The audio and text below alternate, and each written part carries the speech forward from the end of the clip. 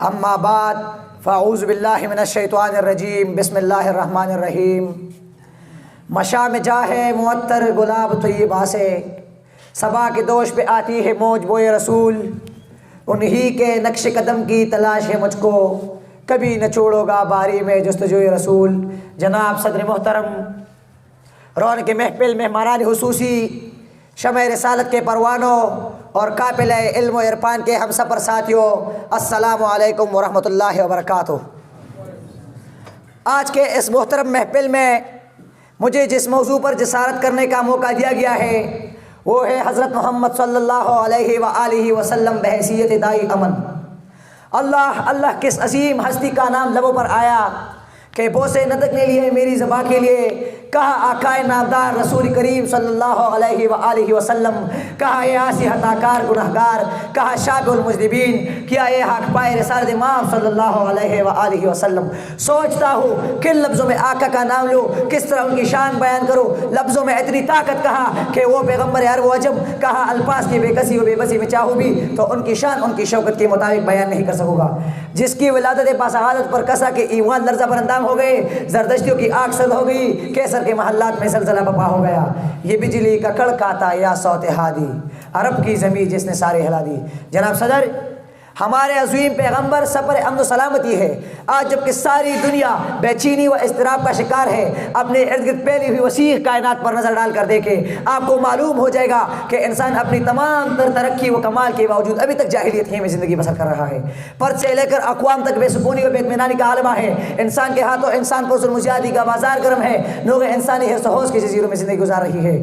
ہلاکت ہے ہتھیاروں کے انبار، ایٹم و ہائیڈروجن بموں کی ایجاد، زہریلی گیسوں کا بہترین استعمال، کانا بموں کے ذریعے معصوم افراد کی مظلومانہ ہلاکت، نہتوں پر وحشیانہ بمباری، آبادیوں کو ویرانوں میں تبدیل کرنے کے ناپاک منصوبے، خون انسانی کی ارزانی، انسانی اقدار کی ناقدری، فسادات کی بھٹی میں جلتی ہوئی معصوم لاشیں، ہر پلاس سے بہتی ہوئی خون کے ابشارے، جبر و استبداد کی بڑھتی ہوئی ستائی ہوئی کثرت عادی کے بڑھتی ہوئی جہنمزار، اور گھروں کے چار دیواروں میں بھی خود کو غیر محفوظ سمجھنے والا بے گناہ انسان۔ عرض یہ کہ سب انسان کراہ رہے ہیں۔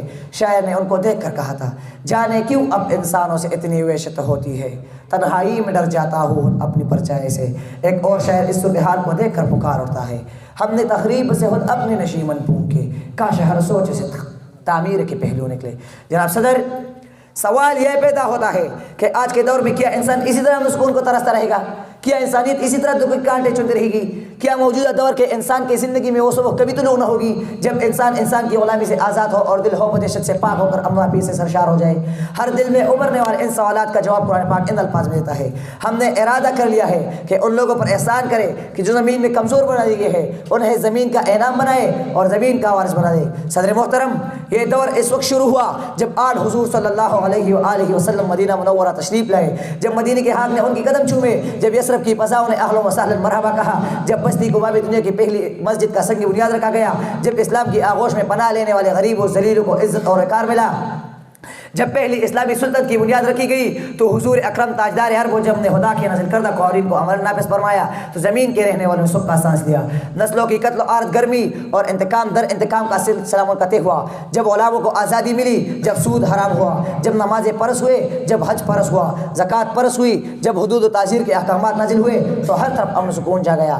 کوئی شخص کسی کا حق نہیں جیتا، کوئی کسی کے متاع حیات نہیں لوٹتا تھا، ہر شخص سراپا شرافت بنا ہوا تھا، ہر شخص امن و سکون کی نہیں سوتا تھا، کسی کے گھر پر پہرے نہیں تھے، تمام معبود مٹ گئے، ایک معبود کا نام بلند ہوا۔ جب نبی کریم صلی اللہ علیہ وآلہ وسلم نے عدل انصاف کا ترازو ہاتھ میں پکڑا تو امیر غریب کا فرق مٹ گیا۔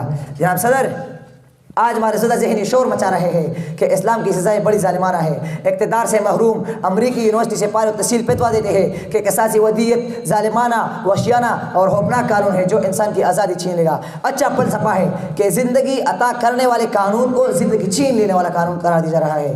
اگر قصاصی ودیت کے قانون پر عمل درآمد ہو جاتا ہے تو کسی شخص کو قتل کرنے، بلوا کرنے، تخریب کاری کرنے کی ضرورت نہ رہے گی۔ اگر یہ سب کچھ قانون کے نتیجے میں عمل میں آ جاتا ہے تو آپ ہی کہیے اس سے قانون کا منشا پورا ہوا یا ظلم ہوا ہے؟ چور اور ڈاکو کو اگر عبرتناک سزائیں ملے تو یہ جرائم خود بخود ختم ہو جائے اور معاشرہ میں امن و سکون ہو جائے۔ اس لیے آج کی اس تقریر کا مقصد یہ ہے کہ اگر دنیا امن چاہتی ہے تو دائی امن حضرت رسول کریم صلی اللہ علیہ وآلہ وسلم کی کملی میں پناہ لے کر اسلامی قوانین نافذ کر دی جائے، بس امن ہی امن، سکون ہی سکون ہوگا۔ وما علینا الا البلاغ۔